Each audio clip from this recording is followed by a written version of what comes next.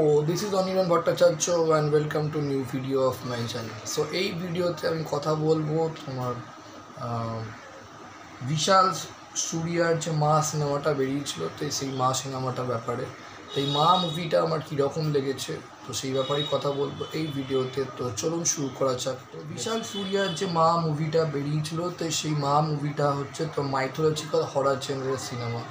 তো এটা একটা ভূতের সিনেমাই বলা যেতে পারে। তো মুভিটা কীরকম হলো বা মুভিটা পার্সোনালি আমার কোন কোন জিনিসটা বেশি ভালো লেগেছে আর কোন কোন জিনিসটা একদমই পোষায়নি তো সেই ব্যাপারেই বলবো। দেখুন, প্রথমত আমি মনে করি সবচেয়ে বড় কথা একটা ভালো মাইথোলজিক্যালটা আমি সরিয়ে দিচ্ছি, যদি হরর জেনারের সিনেমা কাজ করতে সেটা সবচেয়ে বেশি ইম্পর্ট্যান্ট হচ্ছে যে হরর সিনগুলো রয়েছে সেই হরর সিনগুলো কতটা আমরা যারা অডিয়েন্স দেখি তাদের কাছে কতটা ওয়ার্ক করছে, টেনশান কতটা ক্রিয়েট করতে পারছে এবং যে হরর সিনগুলো দেখানো হচ্ছে সেই হরর সিনগুলো কতটা ভালোভাবে প্রেজেন্ট করতে পারছে এবং তার পাশাপাশি আমি বলবো যে ক্যারেক্টারগুলো কতটা ডেভেলপ হচ্ছে, ইমোশনাল দিকটা কতটা দেখানো হচ্ছে ক্যারেক্টারটার এবং টু সাম এক্সটেন্ট যে ক্যারেক্টারটা মেন যে ক্যারেক্টারটা যার চারিপাশ যে গল্পটা ঘুরছে সে তার ক্যারেক্টারটা কতটা পাওয়ারফুল এবং কতটা ভালোভাবে প্রেজেন্ট করতে পারছে আমাদের সামনে, অর্থাৎ অডিয়েন্সের সামনে। তো এইবার হচ্ছে তোমার আমি ট্রেলারটাও রিভিউ করেছি, আপনারা ইচ্ছে করে দেখে নিতে পারেন আমার চ্যানেলে এসে। তো সিনেমাটার গল্পটা একটু বলে দিই। গল্পটা হচ্ছে তোমার ট্রেলারটা দেখে বুঝতেই পেরেছেন, আমি তাও সংক্ষেপে একটু বলে দিচ্ছি। এখানে কারা কারা পার্ট করেছে তার আগে বলে তাদের বুঝতে সুবিধা হবে। কাজল তো জানেনই, ইন্দ্রনীল সেনগুপ্ত একটা ছোট্ট স্পেশাল অ্যাপিয়ারেন্স পার্ট আছে। আচ্ছা, রণিত রয় আছে, সৌরভ শুক্লা আছে, আরও অনেকেই আছে। আচ্ছা, তোমার মেন এখানে একটুখানি মাইথোলজিক্যাল ব্যাপারটা দেখানো হয়েছে, তার কারণে যে কালীমার ব্যাপারটা দেখানো হয়েছে সেই কারণে মাইথোলজিক্যাল ব্যাপারটা দেখানো হয়েছে। কালী মার সঙ্গে এখানে সমস্ত মা জাতিদের সঙ্গে তোমার কালী ঠাকুরের একটা কম্প্যারিজন রয়েছে। তার কারণ হচ্ছে তোমার শক্তির যাকে বলে ব্যাপার, তো মা মানেই তো শক্তি, যে শক্তির যে কোনো যাকে বলে সন্তানদের জন্য বা পরিবারের জন্য স্পেশালি ফর সন্তানদের জন্যই তোমার প্রোটেক্ট করতে পারে, রক্ষা করতে পারে। এবং একটা মা যাকে বলে যখন কালী ঠাকুরের যা শক্তি তো মায়েরও সেই একই শক্তি বলতে পারে। তো মাকেই বলা ভগবানের একটা প্রতীক বলা যেতে পারে। তো সেটা এখানে দেখানো হয়েছে। গল্পটা হচ্ছে কাজল ও তার মেয়ে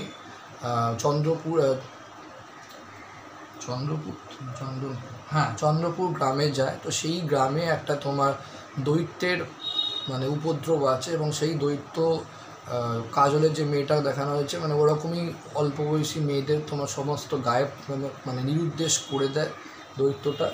এবং সেই নিরুদ্দেশ কেন করে দেয়, কিসের কারণে করে দেয় এবং ওই মেয়েগুলোর সাথে কী হয় সেইটা দেখতে, এবং কাজলের মেয়েকেও তোমার ওই দৈত্যই যাকে বলে তোমার কিডন্যাপ করে নিয়ে যায় এবং কেন নিয়ে যায় এবং কাজল সেই নিজের মেয়েকে নিজের সন্তানকে কীভাবে সেই দৈত্যর হাত থেকে বাঁচায় সেটা দেখতে গেলে আপনাদের অবশ্যই দেখতে হবে হলে গিয়ে মা মুভিটা। এখন না চলছে বলুন। এবার আমার কীরকম লেগেছে, ধরুন আমি এক্সপেকটেশান নিয়ে মোটামুটি গেছিলাম, কারণ ট্রেলারটা আমার বেশ ভালো লেগেছিল, কিন্তু সিনেমাটা আমার অতটা ভালো লাগেনি। যতটা এক্সপেকটেশান নিয়ে গিয়েছিলাম সেই অনুযায়ী মুভিটা ভালো হয়নি। স্পেশালি গল্পটাই খুব আজগবি এবং গ্যাঁজাকুড়ি লেগেছে, এটা আমার পোষায়নি। কিন্তু ভয়ের যে সিনগুলো ছিল যথেষ্ট ভয়ের লেগেছে এবং যথেষ্ট ভালো ভয়ের সিন হয়েছে। কিছু কিছু জিনিস ছাড়া আমি বলবো সেটা আমার খুব ভালো লাগেনি, বা সেটা কোথাও বলবো আরেকটু সাস্টেন করে যদি দেখানো হতো, তো সময় নিয়ে দেখানো হতো, তাহলে ভয়ের সিনগুলো আরেকটু বেশি এস্টাবলিশ হতো এবং আমাদের মধ্যে টেনশানটা বেশি বিল। কারণ টেনশানটা দিলেই তবে ভয়টা আসবে, নাহলে এমনি ভয় আসে না। তো সেটাও কোথায় ল্যাক করে গেছে টেনশানটা আমি বলবো। কিন্তু ভয়ের যে কটা সিন আছে আমি বলবো, লাইক প্রথমের যে সিনটা একটা গাড়ির সিন আছে যেখানে কাজল নিজের মেয়েকে রেস্কিউ করে নিয়ে যাচ্ছে, সেখানে যে সিনটা দেখানো হয়েছে সেটা মারাত্মক ভয়ের, ভালো যাবে বলে। ক্লাইম্যাক্স সিকোয়েন্সটা খারাপ না, বাট দৈত্যর যে ফার্স্ট অ্যাপিয়ারেন্সটা দেখানো হয় সেটা যেভাবে দেখায় এবং সে আইডিয়াটা বেশ ভালো, সে কায়দাটা খুব ভালো লেগেছে। আচ্ছা, তো এইবার তোমার গল্পটা তো এইটাই গল্প ছিল। তাদের সেই গ্রামের বিশ্বাস যে তোমার বাচ্চাদের যদি বলি দেওয়া হয় তাহলে কি হবে, এই দৈত্যের যে মানে যে বাচ্চাদের তোমার গায়েব করে নিচ্ছে, তাহলে হয়তো হবে না। স্পেশালি তারা দৈত্যটা মেয়েদেরই গায়েব করে, মানে বাচ্চা মেয়েদেরই গায়েব করে নিয়ে চলে যায় রাত্রিবেলা। তো সেইটার উপদ্রবটা থাকবে না যদি বাচ্চাদের বলি দেওয়া হয়। তো এই প্রথাটাকে ভাঙে কাজল। আর এই প্রথাটাকে অ্যাকচুয়াল কিছুই না, এটা একটা ফালতু মানুষের মন গড়া ব্যাপারই ছিল। ভগবান মানে মা কালী চেয়েছিল যে কালীটা মানে কাজলই আসুক, আর এই কাজল সব কিছু জানতো এই ঘটনাটা, এবং তার নিজের মেয়েকে রেস্কিউ করা দিয়ে এই মানুষদের মধ্যে থেকে এই ফালতু একটা যাকে বলে বিশ্বাস, যেটা এই বাচ্চাকে বলে দিলেই যে তাদের তোমার ব্রহ্মদৈত্যের উপদ্রব কমে যাবে, এইটাকে যাতে ভাঙতে পারে, এবং সেসব দিয়ে ভাঙতে পারেও যাকে বলে। তো ভিজুয়াল এফেক্টের কাজ আমি বলবো ঠিকঠাক হয়েছে, খুব ভালোও না, খুব মানে খারাপও না, ওকে। সিনেমাটোগ্রাফিটা বেশ ভালো, হন্টিং ব্যাকড্রপ খারাপ না, এরি ব্যানিয়ান গ্রুপস সেটা আমার খুবই ভালো লেগেছে বলবো। সুপার ন্যাচারাল সিকোয়েন্সেসগুলো আমি বলবো মোটামুটি। এইবার নেগেটিভ ব্যাপার যেটা লেগেছে সেটা হচ্ছে গল্পটা ভীষণই প্রেডিক্টেবল। গল্পটা যতটা যেরকমভাবে এগোয়, মানে আপনারা একটু মন দিয়ে দেখলে বুঝতেই পারবেন এন্ডের আগেই যে কী হতে চলেছে, সেটা খুব কাঁচা। স্ক্রিন প্লে প্রচুর জায়গায় ল্যাক করে গেছে, ইমোশনের ভীষণ অভাব প্রত্যেকটা ক্যারেক্টারে, এবং টেনশনের ভীষণ অভাব সবচেয়ে বড় কথা।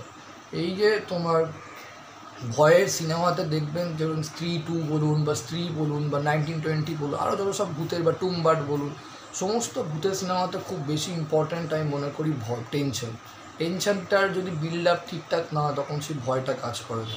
তো সেইটাই হয়ে গেছে, ল্যাক অফ টেনশন সেইভাবে তৈরি করতে পারেন। খুব অনেক জায়গায় মনে হচ্ছে খুব তাড়াতাড়ি যাকে বলে ভূতকে এক্সপোজ করে দেওয়া হয়েছে, আর একটু সময় নিয়ে যাকে বলে ডেমনটাকে এক্সপোজ করলে ভালো হতো। তো গল্পটা যখনই এগোচ্ছে তখনই বোঝা যাচ্ছে যে আসল ভিলেন কে হতে চলেছে। তো এইগুলো আর ক্যারেক্টারগুলো ঠিকঠাক মানে বিল্ড আপ, মানে ইন্দ্রনীল সেনগুপ্ত ক্যারেক্টার যেন মনে হয় খুব তাড়াতাড়ি সরিয়ে দেওয়া তাকে, তাকে আরেকটু বেশি রেখে মানে সে তার যে মৃত্যু সিনটা সেটা ভালো করেছে, কায়দাটা ভালো, কিন্তু তার ক্যারেক্টারটাকে আরেকটু এস্টাবলিশমেন্ট করা যেতে পারতো।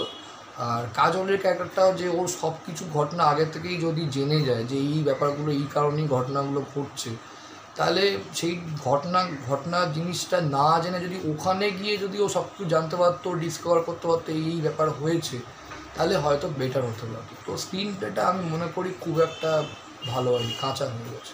তো এই ভিডিওতে এটাই ভালো ছিল। আমি ভেবেছিলাম ট্রেলার সিনেমাটা অনেক বেশি ভালো হবে, বাট অ্যাভারেজ মুভি হয়ে গেছে বলবো। কিন্তু ভয়ের সিনগুলো যথেষ্ট ভালো হয়েছে, যতগুলো ভয়ের সিন বারবার বলুন, স্পেশালি ওই যখন কাজল নিজের মেয়েকে রেস্কিউ করে নিয়ে যাচ্ছে, কিন্তু সে ওই সিনটায় বাঁচাতে পারে না, তাও মানে মেয়েটাকে নিয়ে চলেই যায়। ওই সিনটা মারাত্মক ছিল, রিয়ালি স্কেয়ারি হলের মধ্যে। আর ইন্দ্রনীল সেনগুপ্তকে যে মারার সিনটা সেটাও যথেষ্ট স্কেয়ারি ছিল। Thank you so much. ভিডিওটা ভালো লাইক করুন, কমেন্ট করুন, শেয়ার করুন, চ্যানেলটা অবশ্যই সাবস্ক্রাইব করে রাখুন ফর ফিউচার। Thank you.